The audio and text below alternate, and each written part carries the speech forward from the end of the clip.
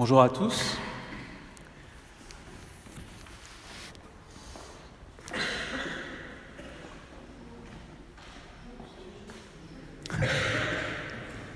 Alors, qui regarde vers lui resplendira. C'était déjà vrai hier, c'est vrai aujourd'hui. Mais le Seigneur ne se manifeste pas d'une manière identique. C'est à travers l'immense dénuement, au sens propre du terme et au sens figuré, qu'il se révèle. Et la nudité du cœur de l'Église évoque, bien sûr, la nudité du Christ en croix. Et c'est quand Jésus est réduit à rien, lorsqu'il n'est plus rien, qu'il se montre totalement et qu'il donne tout. Sainte Mère Teresa de Calcutta a dit qu'il faut tomber amoureux de Jésus. Et c'est le bon jour pour entendre cet appel parce que c'est aujourd'hui vendredi saint. Christ, toujours assoiffé, nous appelle.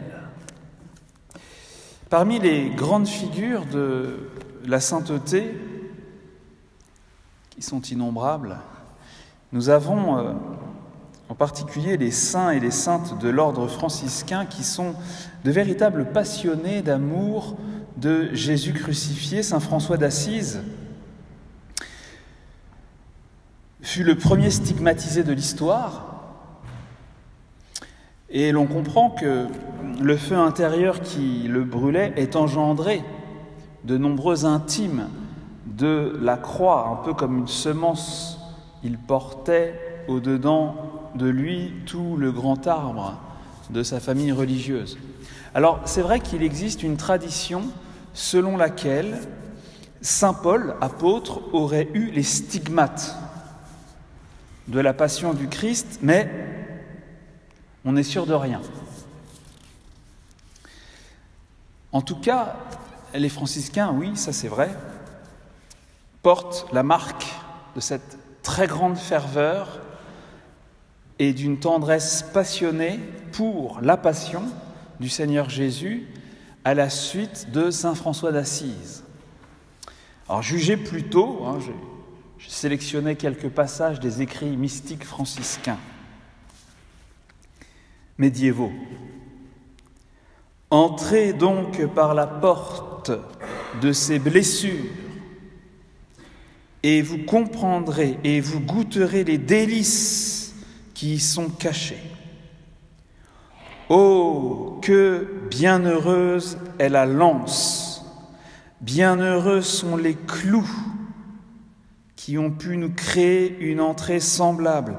Oh, si j'eusse été à la place de cette lance, je n'aurais jamais consenti à sortir du côté de Jésus-Christ, mais je me serais écrié « C'est ici le lieu de mon repos pour l'éternité, c'est ici que j'habiterai, car c'est la demeure que je me suis choisie. » Fallait y penser.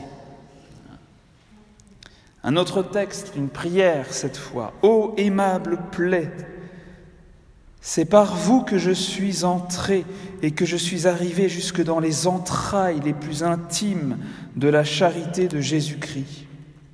Ô âme fidèle, voilà votre aimable époux qui, par un excès de son amour, vous a ouvert son côté afin de pouvoir vous donner son cœur. » Et on pourrait comme ça continuer pendant des heures à citer les écrits franciscains, tous plus ardents les uns que les autres. Les apôtres, quant à eux, n'avaient pas précisément ce langage pour nous appeler à l'amour, mais c'est bien la passion, la mort et la résurrection de Jésus crucifié qu'ils ont prêché d'abord. L'évangile, c'est ça, d'abord, comme en témoigne de nombreuses prédications qu'on trouve dans les Actes des Apôtres, par exemple, les prédications de Pierre, les prédications de Paul. Alors, chez le centurion romain Corneille, Pierre proclame: « Nous sommes témoins de tout ce qu'il a fait dans le pays des Juifs et à Jérusalem, lui qu'ils sont allés jusqu'à faire mourir en le suspendant au gibet. Dieu l'a ressuscité le 3e jour, c'est de lui que tous les prophètes rendent ce témoignage. Quiconque croit en lui recevra par son nom la rémission de ses péchés. » Et l'apôtre Paul, sitôt qu'il entre en scène, il va aussi sur la croix. « C'est à vous que ce message de salut a été envoyé. Sans trouver en lui aucun motif de mort, ils l'ont condamné et ont demandé à Pilate de le faire périr. Et lorsqu'ils eurent accompli tout ce qu'il était écrit de lui, ils le descendirent du gibet et le mirent au tombeau. Mais Dieu l'a ressuscité. »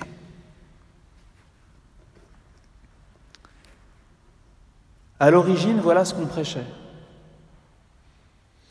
Il n'y avait pas encore les évangiles tels que nous les connaissons aujourd'hui. Ceux-ci ont été rédigés par la suite. On allait droit au but, on allait droit au cœur. Le Christ nous a aimés, il s'est livré pour nous. Par la passion racontée de Jésus, l'annonce de sa résurrection, l'appel était lancé à porter à Jésus le plus grand amour, l'amour dû à Dieu. Selon le premier commandement, tu aimeras le Seigneur ton Dieu de tout ton cœur, de toute ton âme, de tout ton esprit, de toute ta force. Voilà comment il faut aimer le Seigneur Jésus. Nous sommes vendredi saint et nous voilà rendus au sommet de l'amour qui est aussi celui de la souffrance. Qui regarde vers Jésus là, qui regarde Jésus là, resplendira. Parce qu'en lui va naître un feu nouveau. Ou bien les flammes, en celui qui regarde, se raviveront. Et le feu, voyez-vous, ça rayonne. Si vous brûlez, vous brillerez. C'est un peu logique en fait. Si vous brûlez, vous resplendirez. Nous allons vivre ce vendredi saint dans la lumière de l'amour infini. Et cette lumière est une lumière ensanglantée. Et cette lumière projette sur nous et sur le monde, est projetée sur nous et sur le monde par l'amour démentiel du Seigneur Jésus. Démentiel.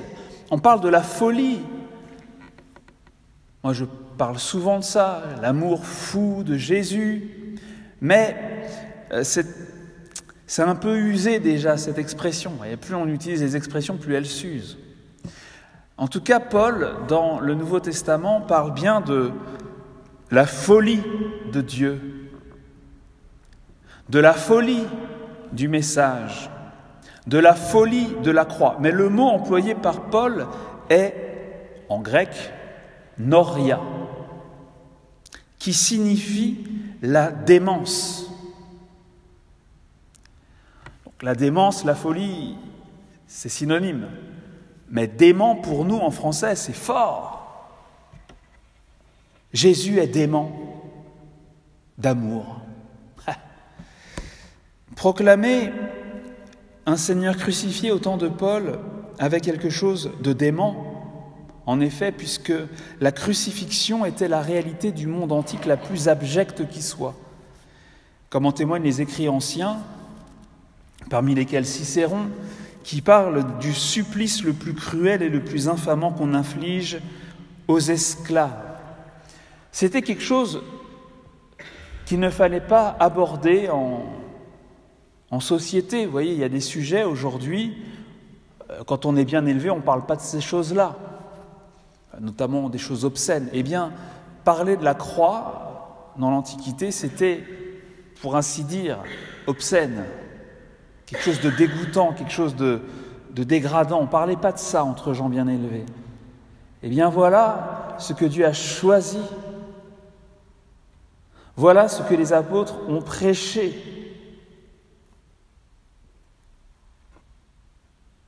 Parce que c'est là que l'on découvre, c'est là que l'on reçoit l'amour. C'est là que les nations païennes, nous avons pu découvrir que Dieu, le Dieu unique, nous aime jusqu'à l'extrême. Depuis, nous avons d'autres signes, le signe de l'Eucharistie, mais les apôtres n'ont pas prêché aux païens l'Eucharistie d'abord, ils ont prêché la croix. C'est là qu'on reçoit l'amour, et notre vie de chrétien, notre vie de disciple de Jésus, c'est d'abord toujours ça. Et a fortiori aujourd'hui, qu'avons-nous à faire? Nous avons à recevoir, à contempler et à recevoir cet amour dément du Seigneur Jésus. Notre vie est essentiellement le vécu de l'amour de Dieu qui nous saisit. C'est ça, être chrétien. C'est vivre ce saisissement de l'amour qui nous prend et qui va changer toute notre vie, qui va, bien sûr, façonner notre vie morale. Mais ce n'est pas ça d'abord. C'est le vécu de l'amour qui nous saisit. Avez-vous ce vécu-là? Voulez-vous qu'il s'intensifie, qu'il grandisse? Eh bien, c'est le jour pour.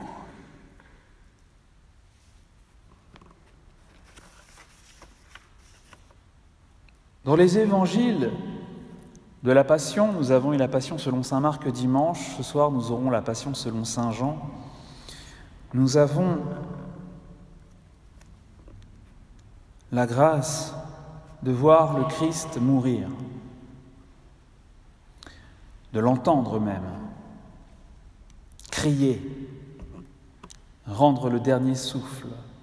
Nous le contemplons sanguinolent. Vous voyez, ça me traverse l'esprit maintenant en célébrant des obsèques. Lorsque l'on reçoit les familles, je constate que les proches estiment comme vraiment le cadeau de la vie, parce qu'en général, ce n'est pas le cadeau de Dieu à leurs yeux, ils n'y pensent pas vraiment, c'est le cadeau de la vie. C'est vraiment la chose la plus extraordinaire qui pouvait leur être donnée, d'avoir été présent au dernier souffle, d'avoir pu le toucher, d'avoir pu recueillir ce dernier souffle. Eh bien, aujourd'hui, c'est à nous qu'il est offert de pouvoir être là et de recevoir le dernier souffle du Christ. Mais attention, ce dernier souffle, c'est l'Esprit Saint qui vous tombe dessus. Donc, vous allez revivre. Oui, nous voyons Jésus crier, nous l'entendons crier, nous l'entendons expirer, nous le voyons expirer. Il est là sanguinolent, tout rouge, et il s'égoutte, voyez-vous. La Passion, les récits de l'Évangile nous permettent de voir ça. Il se vide entièrement de son sang. Et peu à peu, il faut regarder, il devient foncé, il s'assombrit parce que le sang sèche, le sang coagule, ça fait des croûtes. Et ces croûtes le rendent méconnaissable. Déjà, il était défiguré, il ne ressemblait plus à un homme, ce qu'on a entendu tout à l'heure. En fait, Jésus est monstrueux. Voilà. Jésus, avec toutes ces croûtes qui le rendent méconnaissable, est monstrueux, mais ce monstre est plus beau que tous les autres hommes. Il est beau parce qu'il nous montre Dieu, il nous révèle l'amour de Dieu. Il serait vain, nous disent les grands maîtres, les bons maîtres, de chercher au-delà de la croix quelque chose sur Dieu qu'elle ne nous dévoilerait pas. En ce sens, la passion est indépassable. Elle est vraiment le dernier mot du Très-Haut. Nos pères, nos mères, dans la foi, dès le début, ont reconnu là, dans la passion, l'indescriptible, l'inénarrable, l'incomparable, l'ineffable, l'absolu. Je suis, quand vous m'aurez élevé de terre, disait Jésus, alors vous saurez que je suis celui qui est Dieu. L'amour infini qui surpasse toute connaissance a été reconnu là par les premiers chrétiens. Sur la croix, disait Benoît XVI, c'est Dieu lui-même qui mendie l'amour de sa créature. On retrouve ce Christ mendiant de l'Eucharistie dont je parlais hier. Il a soif. Jésus dit « j'ai soif ». Il a soif de l'amour de chacun de nous. Existe-t-il plus fol amour que celui qui a conduit le Fils de Dieu à s'unir à nous jusqu'à endurer comme siennes les conséquences de nos péchés. Fin de citation. Et la réponse est non, bien sûr. Cette folie, malgré tout, on la retrouve chez les grands saints. Les grands saints, ils suivent Jésus jusqu'à l'extrême, jusqu'au bout, jusqu'à la fin. Mais jamais avant Jésus, nous avions vu tant de beauté, tant d'amour sur la terre. Jamais on n'avait entendu parler d'autant de douleur dans un cœur. Jamais, au grand jamais, on n'avait vu Dieu mourir. La troisième station du chemin de croix est celle-ci. Jésus tombe pour la première fois. Alors, c'est la première fois parce qu'il va y avoir 3 chutes. Mais aussi, c'est la première fois qu'on voit Dieu tomber. S'écraser par terre. Dans le film de Mel Gibson, La Passion du Christ, il y a une scène touchante où l'on voit Marie qui voit Jésus, enfant, tomber pour la première fois. Enfin, on ne sait pas si c'est la première fois, mais le petit Jésus court et tombe. Et alors Marie se précipite, elle court. Et un peu plus loin dans le film, eh bien, on voit une scène qui ressemble, Jésus qui tombe, c'est la plus belle scène du film, de mon point de vue, qui tombe, qui est vraiment écarlate. Et vous avez Marie qui court vers lui encore, et Jésus lui dit « Je fais toutes choses nouvelles ». C'est une œuvre d'art, cette scène, c'est grandiose. Voilà, Jésus tombe pour la première fois, Dieu s'écroule. Même Dieu tombe, chargé du péché et des souffrances de tous les hommes.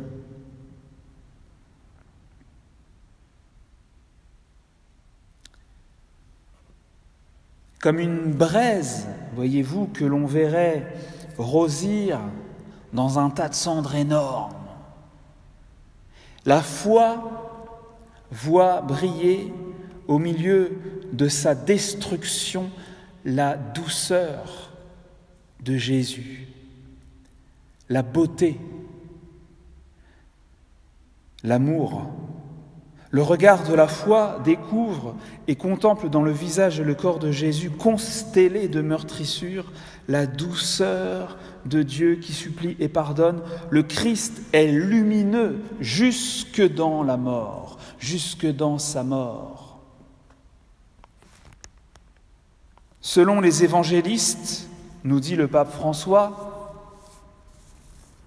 le regard de foi culmine à l'heure de la croix, heure en laquelle resplendissent la grandeur et l'ampleur de l'amour divin. C'est justement dans la contemplation de la mort de Jésus que la foi se renforce et reçoit une lumière éclatante quand elle se révèle comme foi dans son amour inébranlable qui est capable d'entrer dans la mort pour nous sauver. Et le texte poursuit sur la fiabilité totale de l'amour de Dieu. L'apôtre Paul, dans la lettre aux Romains, chapitre 5, verset 8, dit « La preuve que Dieu nous aime, c'est que le Christ est mort pour nous alors que nous étions encore pécheurs. » Ce matin et tout au long de la journée, nous allons nous préparer à ce moment indescriptible, inoubliable en tout cas, qu'est l'office de la Passion.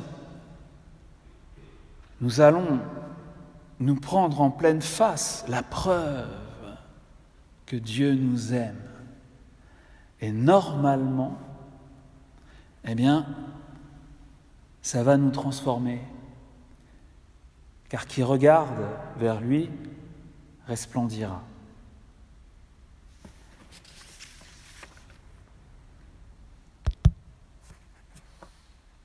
Ce mystère va nous réchauffer, il va nous consoler même, nous consoler d'avoir péché. Dieu va jusque-là, à consoler le pécheur. Vous savez, quand on a tous fait cette expérience, et puis vos enfants vous la font revivre. Un enfant fait une grosse bêtise, enfin en tout cas une bêtise, et se fait gronder. Et alors il pleure à la fois parce qu'il se rend compte qu'il a été méchant, et en fait il n'aime pas être méchant, il veut être gentil, il veut être bon. Il pleure et puis voilà, et puis il se rend compte aussi qu'il a fait du mal à papa, à maman. Alors il pleure, il a du chagrin. Et alors, il se passe ceci qui est merveilleux, c'est que les parents, papa ou maman, vont consoler leur enfant. C'est-à-dire que celui qui a été offensé console celui qui a péché. Vous voyez, c'est ça le Seigneur, le consolateur, l'offensé qui devient consolateur. Et ce soir particulièrement, l'amour est trop fort, on est touché, on est ému. C'est beau, mais c'est nous qui avons fait ça.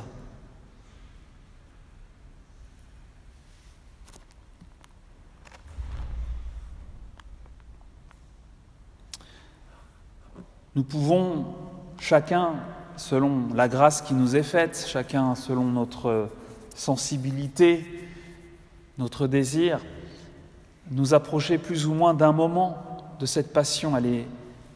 Elle est vaste, c'est un monde. Jésus, à l'agonie, hier, quelqu'un m'écrivait que son moment, son univers intérieur, finalement, c'est Jeudi Saint. C'est le dernier repas et c'est Gethsémani. J'ai dit, c'est très bien. Heureux ceux qui ont place aux premières loges du plus grand amour. Qu'est-ce qu'on peut demander de plus ? Il y a le prétoire. Le palais du gouverneur Pilate. Il y a la maison d'Anne où se réunit le conseil avec le grand prêtre. Il y a le chemin de croix, il y a le calvaire, il y a la tombe aussi. C'est peut-être moins rigolo la tombe. Mais il y a des saints qui vivent là. Alors ils vivent dans la nuit. C'est très éprouvant. Mais c'est aussi une manière d'être avec Jésus qui nous a aimés jusqu'à l'extrême. Jean-Paul II disait que le calvaire, c'est la montagne des saints. Voilà. Les saints, ils habitent tous là. Ils habitent tous dans la passion. Et François de Sales, Saint François de Sales, lui, il a dit les choses un petit peu différentes. Il a dit que le Golgotha, c'est le mont des amants. Voilà. Les amoureux du Christ, eh bien, ils veulent habiter la passion, bien souvent. Et c'est ainsi que notre Vendredi Saint est une belle journée. C'est triste, mais en même temps, c'est trop beau, parce que l'amour du Christ est trop grand. La passion du Seigneur, voyez-vous, elle est belle. Moi, je n'ai jamais entendu ça nulle part, mais c'est vrai, la passion du Christ est belle.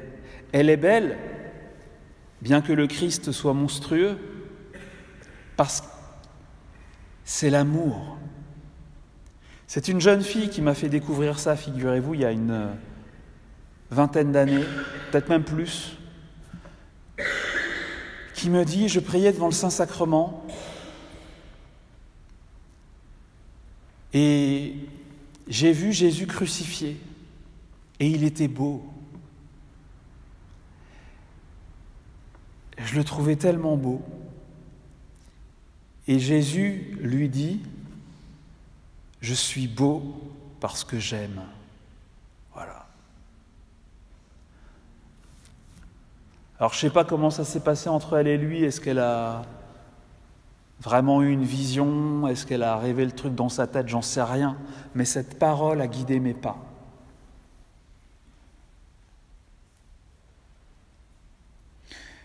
Le livre de la sagesse dit que la sagesse est resplendissante. C'est au chapitre 6, verset 12. Mais quand j'entends ça, j'entends, et je m'en réjouis, la passion est resplendissante. La passion du Christ est resplendissante. Pourquoi ? Parce que l'apôtre Paul affirme que le Christ crucifié est puissance de Dieu et sagesse de Dieu. Donc, en vérité, la passion est belle, elle resplendit. Elle resplendit. Alors peut-être que on pourrait m'objecter, non, il était plutôt sans beauté ni éclat pour attirer nos regards et sans apparence qui nous eût séduits, comme l'annonce Isaïe, car il n'avait plus figure humaine. Oui, mais il y a cette beauté dont me parlait cette jeune fille. Et puis il y a Benoît XVI qui dit « Jésus-Christ nous montre que la vérité de l'amour sait transfigurer aussi le mystère obscur de la mort dans la lumière rayonnante de la résurrection. » En fait, il dit la même chose que cette jeune fille. La beauté véritable est l'amour de Dieu qui s'est définitivement révélé à nous dans le mystère pascal. Voilà. Quelques mots de ce grand poème dont je vous parlais hier, que j'ai écrit à Jésus. Bon, pardonnez-moi de me citer, mais ça a dit le fond de ma pensée. Et c'est une manière de prêcher aussi, d'écrire. C'est un autre registre. Suspendu, charcuté dans tous les coins par nous, barbares. Les chevilles, les poignets traversés par le fer, tu es devenu l'homme des douleurs, comme un morceau de viande rouge pendu à son crochet. Comme le soleil en se couchant donne à la mer des reflets polychromes, ton amour a donné à l'ignominie de ta mort une beauté sans égale. Ton sang lave. Notre haine en fusion est sur toi, tandis que l'amour sort de toute ta peau. Tu t'es éteint pour que je m'embrase. Tu as explosé pour me sauver. Ta miséricorde, rien n'est plus concret, rien n'est plus réel que ton amour viscéral. J'adore ta miséricorde dans l'ostensoir du supplice. J'adore ton thorax asphyxié et ton cœur qui saigne à l'infini. Il n'y a plus beaucoup de peau sur ton corps, mais cette aveuglante bouillie sur toi, c'est la lumière.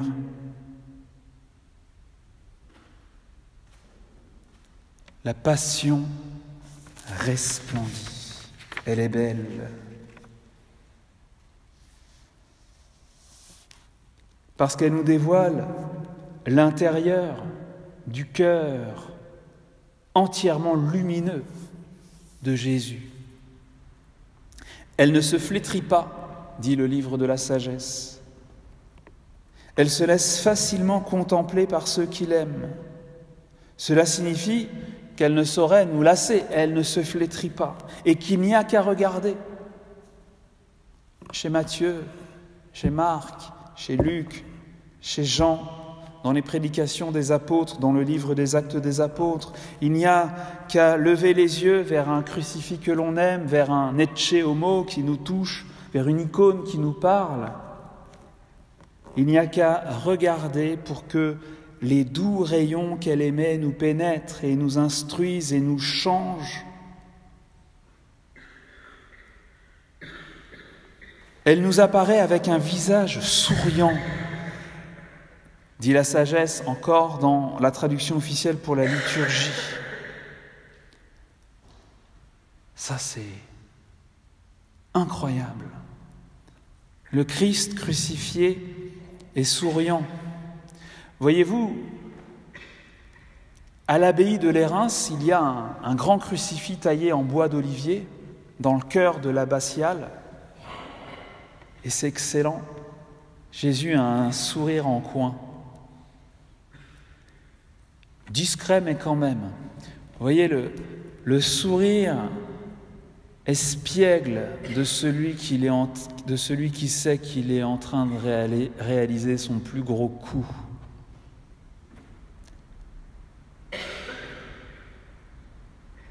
Totale bienveillance du crucifié, donc, c'est pour toi, dit la croix.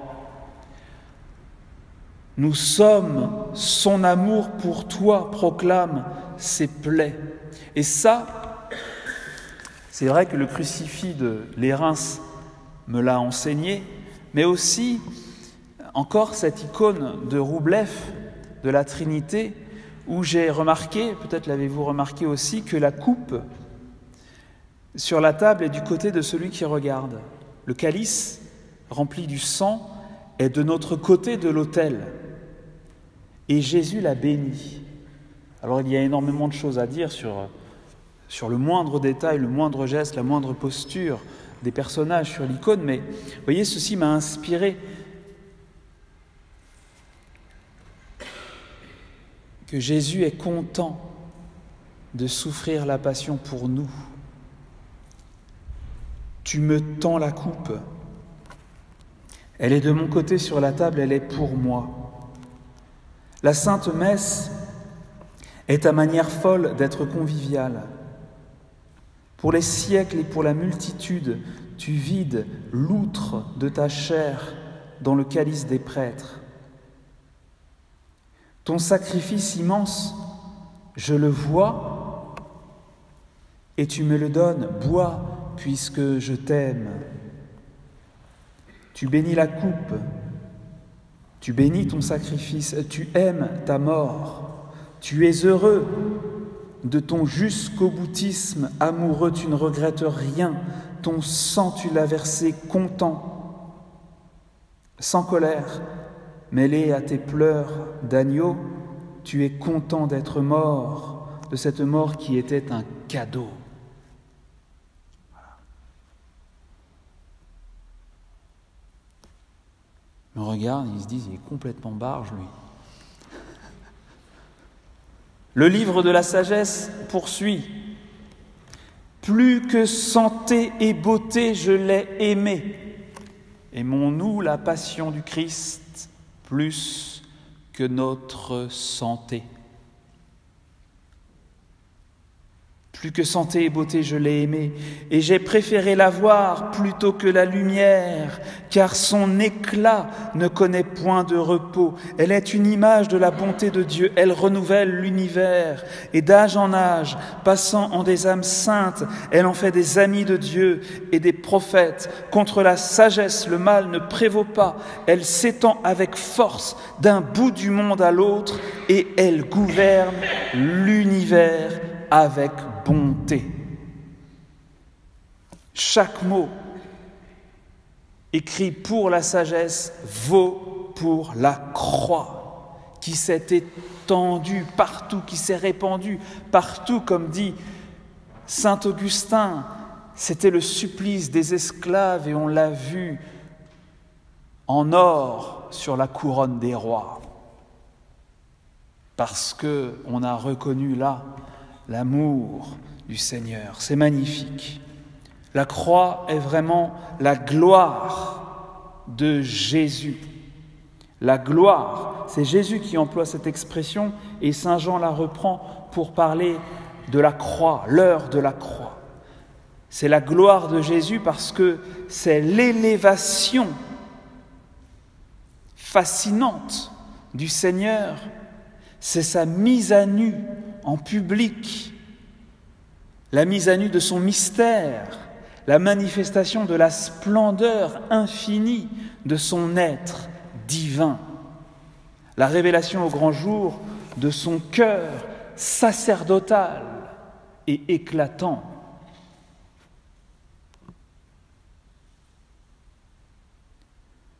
Donc, pour finir, avec ces mystères douloureux de Jésus et Marie,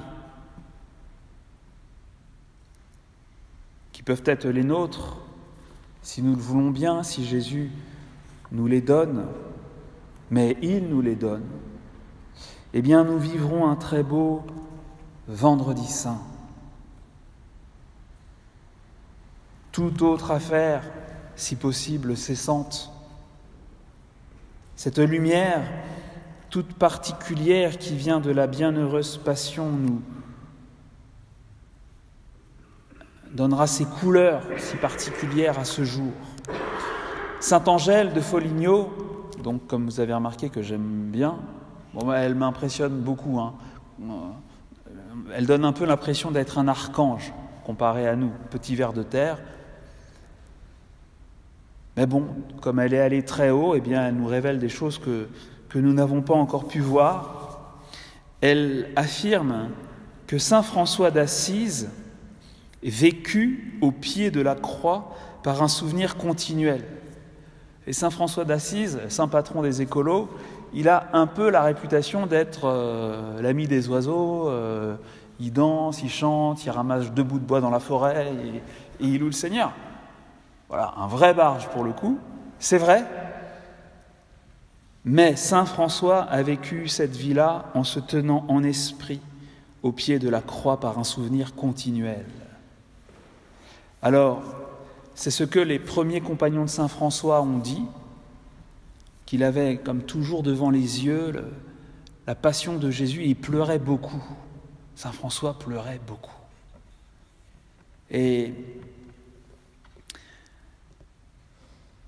cette disciple de saint François, sainte Angèle, s'efforçait, dit-elle, de tenir son âme tout entière recueillie dans la passion et dans la mort du Fils de Dieu. Elle a suivi le chemin de François, se stigmatiser, brûlant. En fait, nous tenir dans les mystères de la passion de Jésus, c'est adopter l'attitude, la posture, la place de la colombe du Cantique des Cantiques, dont il est dit qu'elle se tient immobile dans les creux du rocher. Le rocher, dans la Bible, c'est le Seigneur. C'est le Seigneur le rocher parce qu'il ne bouge pas, il est stable, il est fidèle, il est immuable. Et les creux de ce rocher, qu'est-ce que c'est ? Eh bien, ce sont ces blessures, et notamment la blessure, l'ouverture faite dans son côté. La colombe va nicher là. Pourquoi aller s'installer ailleurs, dites-moi ? Quand on a une place au cœur, pourquoi aller s'installer ailleurs ? Pensez à la lance. La lance, mais elle aurait voulu rester.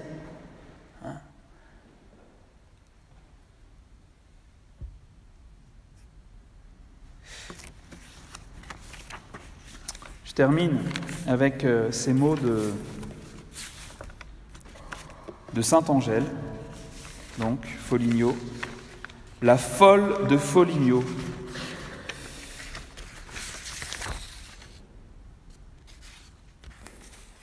En lien avec ce psaume, qui regarde vers lui resplendira.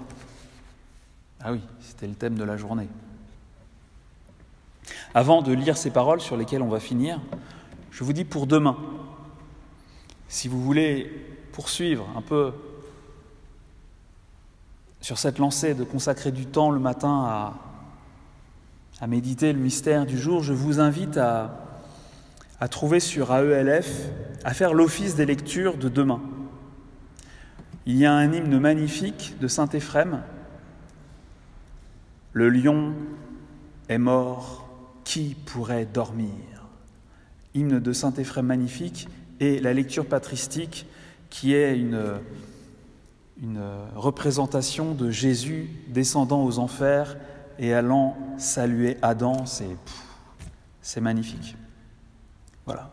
Donc l'office des lectures de Samedi Saint sur le site AELF.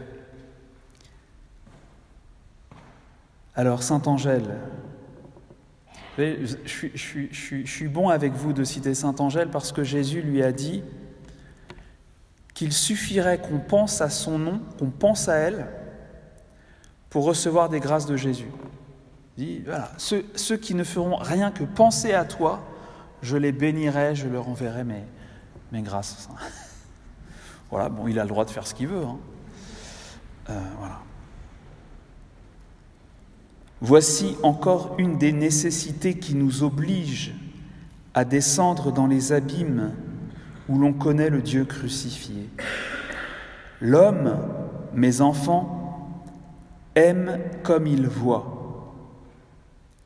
Plus nous voyons de cet homme-Dieu crucifié, plus grandit notre amour vers la perfection, plus nous sommes transformés en celui que nous voyons. Plus l'homme voit de la passion, plus il aime.